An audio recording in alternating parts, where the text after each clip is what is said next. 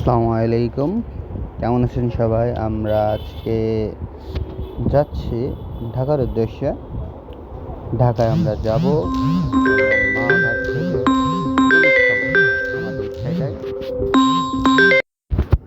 আমরা সকালে রওনা হয়েছি সকাল 6টা 25 মিনিটে। বাসার থেকে বেরোয় আর ভিডিও করা হয় নাই। আমরা এখন আছি 18 মাইল বাজার। এখান থেকে আমরা নিয়ে নেব অকটেন ফুয়েল ব্রেক। আমাদের পার্টনার হিসেবে আজকে আছে আমি আর হাবিবুর, দুইজন মিলে যাচ্ছি আমার পুরনো বাইক এক্স ব্লেডটা নিয়ে। বর্তমানে আমি ইয়ামা এফজেড ভার্সন 3 ডিলাক্স চালাচ্ছি। আমার আগের বাইক এটা। তেল নিচ্ছে আর হাবিবুর বলে দিচ্ছে যে লাস্টের 2-3 ফোঁটা গ্লাসে দিয়ে দিন, যেন গ্লাসটা পরিষ্কার হয়ে যায়। 1000 টাকার তেল নিয়ে আমরা আবার রওনা হয়েছি। এখন আমরা চলে এসেছি প্রায় চুকনগর বাজার। এখান থেকে সামনে যে ডান হাত দিয়ে আমাদের চলে যেতে হবে খুলনার দিকে। এই যে ডান হাতে চুকনগর পেট্রোল পাম্প, সামনে আছে চুকনগর বাজার। এখানে পাটকেলঘাট আর বলা যাবে না, পুরো বাংলাদেশের সবথেকে কম দামি মোটরসাইকেল, নতুন মোটরসাইকেলগুলো চুকনগর বাজারে পাওয়া যায়। এমনকি এতগুলো আছে শোরুম আছে, সেটা বলার বাইরে।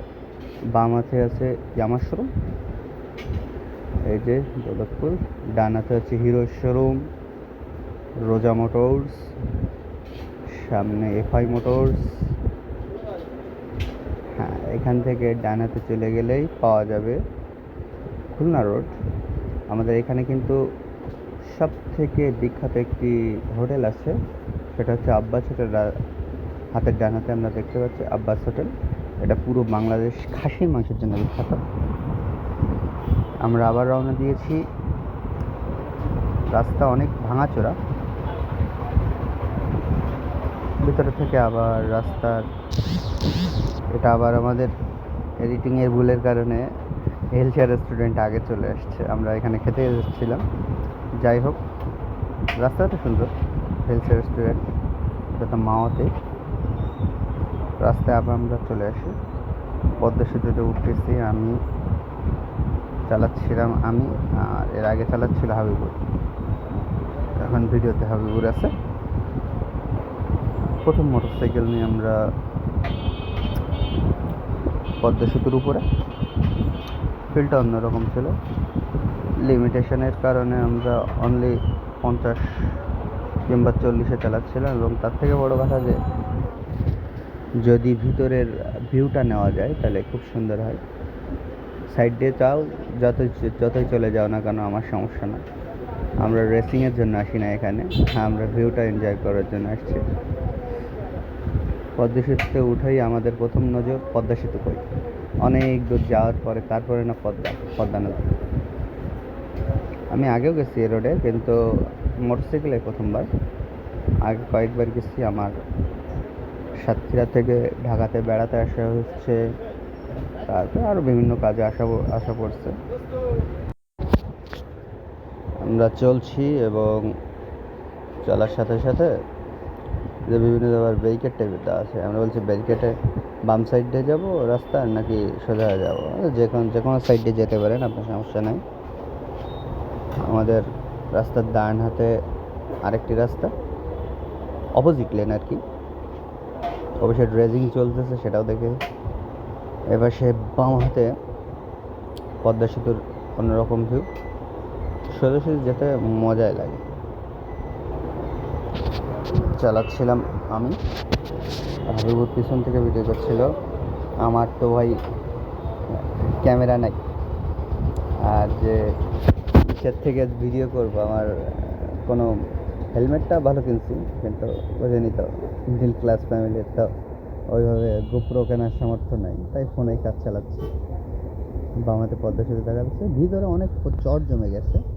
চটটা দেখার মতো জায়গা।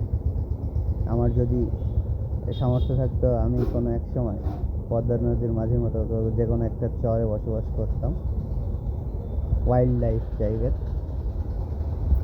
কিন্তু সেটা তো এখন সম্ভব না।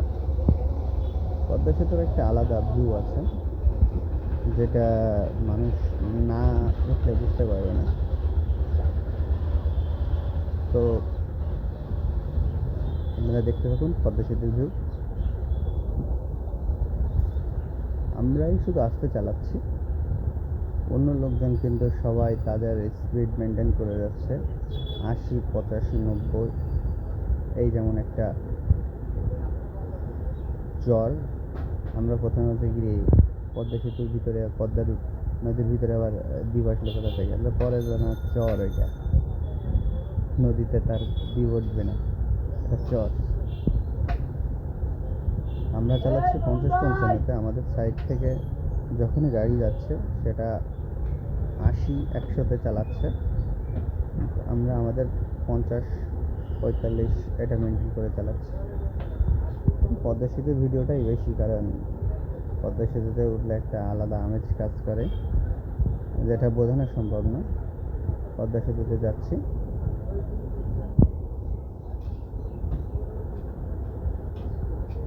আপনাদের একটানা পদ্মা সেতু ভালো নাও লাগতে পারে, আপনারা টেনে দেখতে পারেন।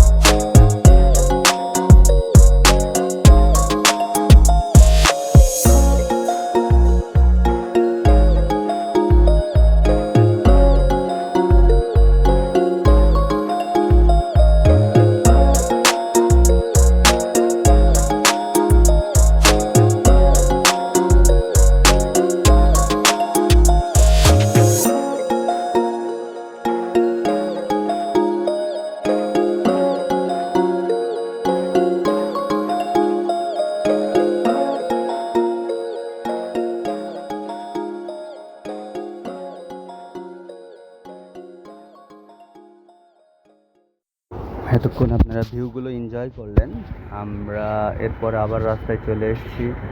এখন কিন্তু আমরা ঢাকার পথে, কিন্তু মাওয়াঘাটেরটা লাস্টে ভিডিওতে দেখানো হবে। আমরা কিন্তু মাওয়াঘাটে বলা যাবে না, এটা আমরা পদ্মা সেতু ওঠার আগে যে ভিডিওটা ছিল সেটা এখানে চলে এসছে। আমার এডিটিং সফটওয়্যার ভাই হাতে মোটরসাইকেল আপনার মোবাইলে করা, তো যার কারণে জিনিসটা অতটা স্মুথলি হচ্ছে না। এটা ভাঙা মাওয়া এক্সপ্রেসওয়ের ভিতরে 80-তে চালানোর কথা, আমি চালাচ্ছি 60-এ। আসসালামু আলাইকুম। জি স্যার। এটা করতে পারি, কি করতে হবে? সাহায্য সহযোগিতা করতে পারি। কোন সাইডের থেকে? এখান থেকে আমরা আবার চলে গেছি ঢাকা মাওয়া এক্সপ্রেসওয়েতে এসে গেছি আমরা। এখান থেকে মনে করছিলাম যে ঢাকা মাওয়া এক্সপ্রেসওয়ে শুরু, কিন্তু না, এখান থেকে শুরু না। আমরা প্রথমে মোটরসাইকেলে প্রথমবার, তো বাইকে, যার কারণে একরকম দেখি আর একরকম মনে হয়, কিন্তু জিনিসটা এরকম না। তবে আসার দিন আমার এখান থেকে একটা এক্সপিরিয়েন্স খুব খারাপ ছিল, যে মাওয়ার থেকে আমরা যখন বেরোইছি এক্সপ্রেসওয়ে থেকে সাতক্ষীরার দিকে ফিরব, এই সময় বিভিন্ন জায়গা থেকে বৃষ্টি আসতেছে। এবার আমরা ওখানে দাঁড়াইছি, দাঁড়ানোর পরে ওখান থেকে একটা কোনো দোকানে কোনো রেইনকোট নাই। আমরা রেইনকোট বাদে গেছি, গরমের সময় তো রেইনকোট, তার মানে শীতের সময় কোনো রেইনকোট লাগার কথা না, কিন্তু তবু আমরা রেইনকোট নিয়ে যাইনি, যার কারণে পরবর্তী আসার সময় যে এত ভোগান্তির শিকার হওয়া আমরা বুঝতে পারিনি। আমরা একেবার ইসের থেকে শুরু করে এক্সপ্রেস যে মাওয়া এক্সপ্রেসওয়ে থেকে শুরু করে আমরা একেবারে গোপালগঞ্জ পর্যন্ত যে কয়টা বাজার আছে সবগুলো বাজারে থেমে থেমে আমরা জিজ্ঞেস করছি, ভাই একটা কি রেইনকোট হবে? তারা বলে না ভাই, কোনো রেইনকোট নাই। এই যে গোপালগঞ্জের ভিতরে আমরা এখন টুঙ্গিপাড়া ডান সাইডে চলে গেছে, আমরা সোজা যাচ্ছি। আমি এখন হাবিবুর মোটরসাইকেল চালাচ্ছে আর আমি পেছনে প্লেয়ান হিসেবে আছি। আমরা মোটামুটি 40-50 কিলোমিটার পর পর একটা করে ব্রেক দিচ্ছি, 40 কিলোমিটার অন্তর অন্তর আর কি। প্রথমে আমরা ব্রেক দিছি খুলনা 0 পয়েন্টে, তারপরে দিছিলাম বাগেরহাটে, তারপরে দিছি গোপালগঞ্জে, তারপরে দিয়েছি এই যে কত সুন্দর একটা মসজিদ। আমার মসজিদগুলো দেখতে যে এত সুন্দর লাগে, রাস্তার সাইডে মসজিদগুলো খুবই সুন্দর করে বানানো। আর যে আমাদের এখানে তো ভাঙাচোরা রাস্তা আছে, হাবিবাবাদ দেখা যায়, এখন সামনে আছে চত্বর, এখান থেকে আর কি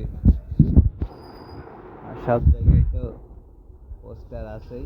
বাম সাইডে সার্কিট হাউস, বিশ্ববিদ্যালয়, পুলিশ লাইন আছে বাম সাইডে, আর ডান সাইডে পেট্রোল পাম্প আছে একটা। এটা আমরা আবার রাস্তায় চলে এসেছি, ঢাকা মোংলা বিভিন্ন জায়গা থেকে আমাদের কত সামনের যে মার্কেটটা আছে, এটা অনেক বড় মার্কেট। আর টুঙ্গিপাড়া বা গোপালগঞ্জ অনুযায়ী জায়গা অনুযায়ী মার্কেটটা অনেক বড়। মার্কেট বলা যাবে না, শপিং সেন্টার আর কি। আমি বলছি যে এখানে শপিং সেন্টার তো আমাদের থেকেও খুব সুন্দর জায়গা হিসেবে রাখা। এখন পরবর্তীতে দেখা যাক কী করা যায়। এখানে আমরা কিন্তু সকাল 6টার দিকে বেরোয়ছিলাম, আর এখানে যখন পৌঁছাচ্ছি তখন বাজে 7:30 কি 8টা। আমরা মেনটেন করেছিলাম গাড়ির স্পিড অনেকটা 70 বা 75-80 ভিতরে। আমরা কিন্তু এক্সট্রা কোনো যে রাস্তায় অনেকে বলে যে পাখনা গজায় গেছে, কিন্তু আমাদের সেরকম না। গাড়ির স্পিড দেখলে আপনি বুঝতে পারবেন যে আমাদের পিছন থেকে অন্যান্য গাড়ি আমাদের চলে যাচ্ছে, আমরা সাইড দিয়ে দিচ্ছি। আমাদের কাজ হচ্ছে ট্রাভেলস করা, আমরা কোনো রেসিংয়ের করি না, উদ্বুদ্ধ করি না। রেসিংটা এখানে না, রেসিং হবে ট্র্যাক, আর এখানে হবে শুধু রাইড। প্রকৃতিকে এনজয় করতে হবে আর চালাতে হবে। যে ডান সাইডে গোপালগঞ্জ শেখ রেহানা মেডিকেল কলেজ, সোজা যাচ্ছি আমরা। রাস্তাগুলো সুন্দর তো, যার কারণে অনেক সময় এই যে আমার ফ্রেন্ড এখন চালাচ্ছে, দেখেন 77 অনলি। আমরা কিন্তু 77, 75, 80 এর বেশি চালাচ্ছি না, 80 সর্বোচ্চ। আমরা স্পিডটা মেনটেন করে রাখছি একটাই কারণ, যে আমাদের যেন ব্রেকিং করতেও সমস্যা না হয়, প্লাস যে কোনো দুর্ঘটনা আমরা এড়াই চলতে পারি। আমার ক্যামেরা ধরার অ্যাঙ্গেলটা সবসময় হেলমেট উঠে আসছে, যার কারণে হাবিবুর বলে যে হেলমেট ওঠে কেন, হেলমেট ছাড়া তো তুই তুলতে পারিস।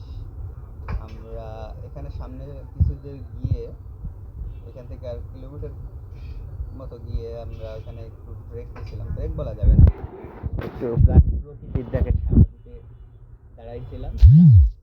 ওখানে একটু ছবি তোলা হয়েছে, যেটা আমার ফেসবুকে দেওয়া আছে, মাসুদ পারভেজ আকাশ ফেসবুকে দেওয়া আছে, অনেক আগের ছবি। আর এটা ভিডিওটা 2 বছর আগের। আমরা এখন শুধু ভিডিওটা এডিট করে দিচ্ছি, এখন চ্যানেলটাই হয়েছে। তখন চ্যানেল ছিল কিন্তু এইভাবে অ্যাক্টিভের কোনো কিছু ছিল না।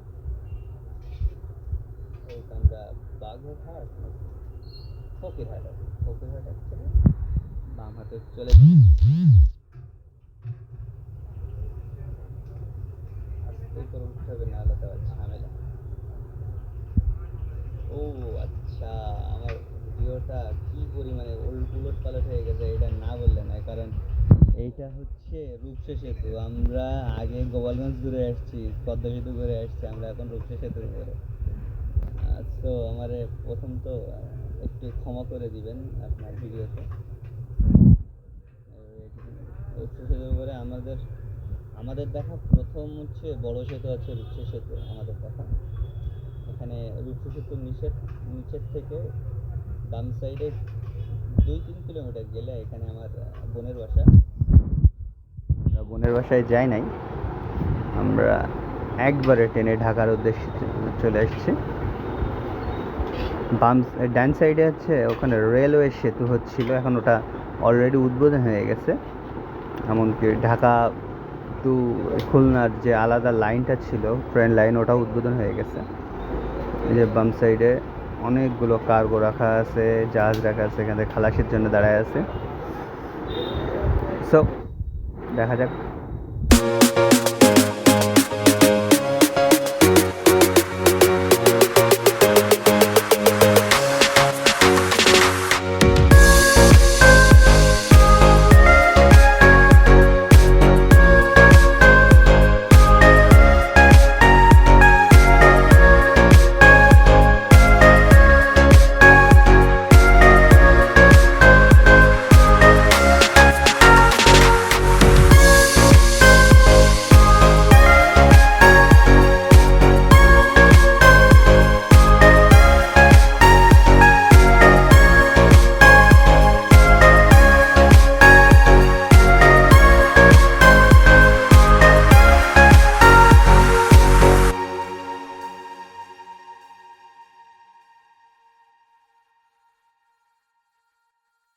আমরা রূপসা সেতু পার হয়ে টোল প্লাজাতে চলে এসেছি। এখানে টোল দেওয়ার জন্য মোটরসাইকেলের জন্য 10 টাকা বরাদ্দ। মানে আমরা প্রথম দিন এসেই প্রথমবার যখন মোটরসাইকেল নিয়ে এসেছিলাম টোল দেবো বলে দাঁড়ায় আছি, আরেকজন বলে ভাই যান না কেন, আমরা ভিতরে চলে গেছি, আমাদের এখানে বলে আর টোল দেওয়া লাগবে না, দেও দূর। এই যে সামনে ভ্যান পর্যন্ত হচ্ছে টোল দিচ্ছে, কি অবস্থা। ভ্যানের কিন্তু কোনো টোল নাই এখানে, ওই মোটরসাইকেলের টোলটাই ওনারা দিচ্ছে আর কি। মোটরসাইকেলের টোলে এখানে এই যে টোল প্লাজা আমরা চলে এসেছি। ভাবি বলে দাও 10 টাকা দাও, আমিও 10 টাকা দিলাম। আর বলে যে এখানে ভাই ভিডিও করা যাবে না, যার কারণে ক্যামেরাটার নিচে। আমরা ওখান থেকে চলে এসে এখানে সামনে হচ্ছে আপনার বাগেরহাট ফকিরহাটের থেকে সোজা চলে গেছে মোংলার দিকে। আর আমরা যাব বামে সোজা গেলে এখান থেকে সোজা যাওয়া কিছু এখনও 4-5 কিলোমিটার যাওয়ার পরে বাম হাতে চলে গেলে ঢাকা, সোজা গেলে 60 গম্বুজ মসজিদ প্লাস বাগেরহাট সব সামনে। রাস্তার এত পরিমাণে অবস্থা খারাপ যে নাচানাচি শুরু করে দিয়েছে। এখন পরবর্তীতে রাস্তাগুলো আরও অনেক বড় করছে সাইড থেকে। এই যে রাস্তাগুলো ভাঙা ছিল সে সময়, এখান থেকে আমরা সোজা যাব না, সোজা গেলে হচ্ছে বাগেরহাট সদর, আর বাম হাতে গেলে ঢাকা। আমরা এখান থেকে সোজা যাব না, আমরা বাগেরহাট আমার ফ্রেন্ডের সাথে ফোন দিচ্ছি, তোমরা কি যাবো আমাদের সাথে? না ভাই, আমার কয়েকদিন ধরে ফ্লাইট আছে, সে ভাই আবার চলে গেছে কোরিয়াতে চলে গেছে।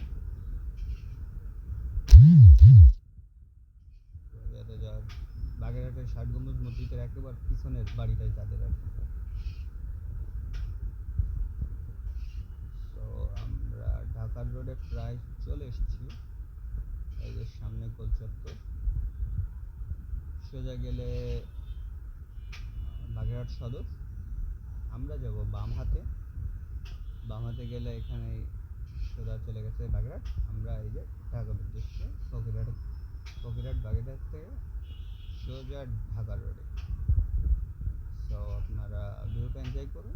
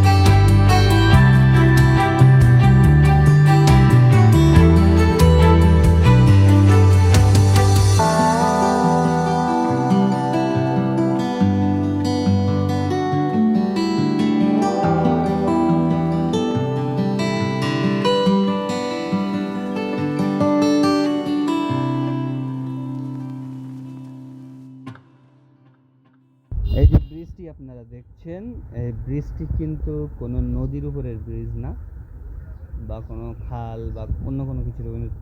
এটা সিম্পল শুধুমাত্র নিচ দিয়ে ট্রেন লাইন যাওয়ার জন্য একটা ব্রিজ করে দেওয়া।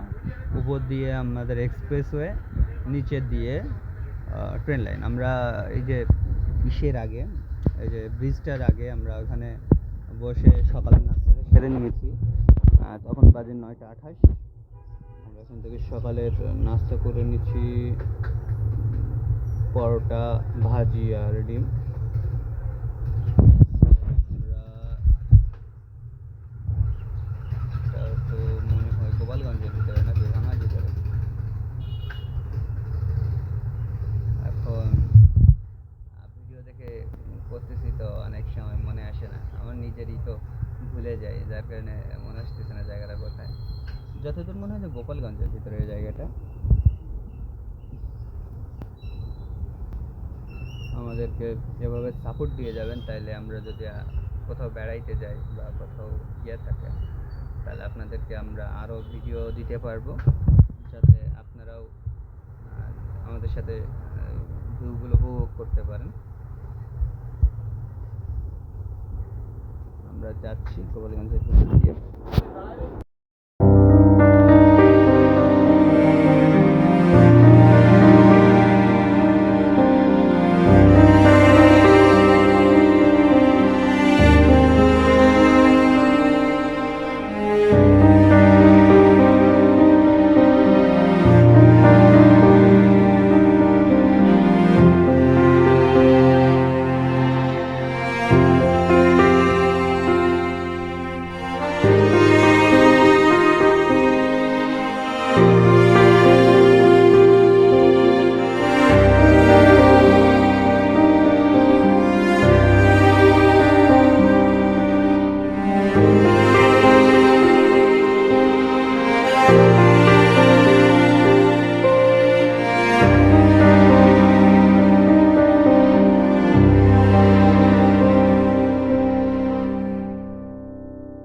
এত সাধনার পরে আমরা কিন্তু ঠিকই ঢাকা ভাঙা এক্সপ্রেস ওয়েতে উঠে গেছি। আর উঠানোর সাথে সাথে এই যে আমরা আবার দিচ্ছি, ভিক্টরি চিহ্ন দিচ্ছি যে আমরা ভাঙা এক্সপ্রেস ওয়েতে উঠে গেছি। সোজা গেলে বরিশাল, সোজা গেলে ঢাকা, কিন্তু এই জিনিসটা সেরকম না। এই যে এখানের এই যে গোল চত্বরটা উপর থেকে অনেকে দেখায় যে আপনার ড্রোন শট নেওয়া আছে, আপনারা অনেকে আগে দেখছেন যে এর ভিতরের যে ভিউগুলো। আমি আবার এখান থেকে উঠে ভিডিও করতেছি যে কী অবস্থা কি না অবস্থা। এই যে গোল চত্বরটা, ভিতরের যে জায়গাগুলো, এখানে জায়গাগুলো খুব সুন্দর, কিন্তু মেনটেন কতদূর করা যায় এটা হচ্ছে কথা। এখানে সুন্দর জায়গা। বাম সাইডে চলে গেলে ভিতর থেকে ঘুরে ডান সাইড দিয়ে সোজা বরিশাল, এই বরিশালের দিকে চলে গেছে রাস্তাটা। আর সোজা ঢাকা মাওয়া এক্সপ্রেসওয়েতে প্রথমবার মোটরসাইকেলে। প্রথমে বললাম যে কততে মোটরসাইকেলের গতি রাখবো, বলে যে ভালো করে স্পিড লিমিটটা দেখো ভাই, আমাদের কেস খাওয়ার কোনো ইচ্ছা নাই বা জোরে চালানোর কোনো ইচ্ছা নাই। পরে দেখি যে রাস্তাতে লেখা আছে যে 80 কিলোমিটার। 80 কিলোমিটার অনুযায়ী আবার চলো 80তে চালাও। বলে 80তেই চালাবা নাকি আরও কম?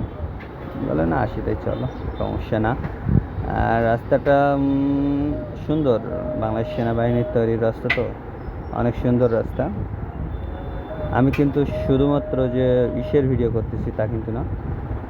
এই যে সুন্দর বাম সাইডে হচ্ছে হিলসা রেস্টুরেন্ট, এটা আগে প্রথমে একবার গেছি হিলসা রেস্টুরেন্ট। আমরা গেছি পদ্মা সেতু পার হয়ে মাওয়াতে ইলিশ খাওয়ার জন্য আর কি। ইলিশ খেয়ে ঢাকাতে বেড়াতে যাব। এখান থেকে আমাদের ইচ্ছা আছে মাওয়া হয়ে ওখান থেকে আমাদের চাঁদপুর যাওয়ার ইচ্ছা আছে। এই যে আমরা ইলিশের জন্য ঘাটে চলে এসেছি, আমি আর হাবিবুর। ঘাটের থেকে যে ভাই হিউজ, এখানে আগে গাড়ি টাড়ি থামতো, লোকজন আছে অনেক, তারা আসছে। এই যে আমাদের ইলিশ ভাজি চলে এসেছে, ইলিশ ভাজছে। ও পাশে বেগুন ভাজি, বেগুন ভাজিটা আমার কাছে একটু ওভার রেটেড মনে হচ্ছে। এক একটা বেগুন ভাজির পিস 20 টাকা করে, যেখানে ওই সময় বেগুনের কেজি ছিল 40 টাকা। এক একটা পিস হলে যদি, তাহলে তো হবে না। যে ইলিশগুলো খাইছিলাম আমরা, তো সেই ইলিশ ছবি হাবিবুর কাছে। আর হচ্ছে ইলিশের ছবি, যে ইলিশ ভাজা হচ্ছিল, এই ইলিশগুলো আমরা খেয়েছিলাম। হাবিবুর খাচ্ছে। তো আমাদের জন্য দোয়া করবেন, লাইক অ্যান্ড সাবস্ক্রাইব, আমাদেরকে ভালোবাসা দিবেন। আল্লাহ হাফেজ, আমাদের জন্য দোয়া করবেন।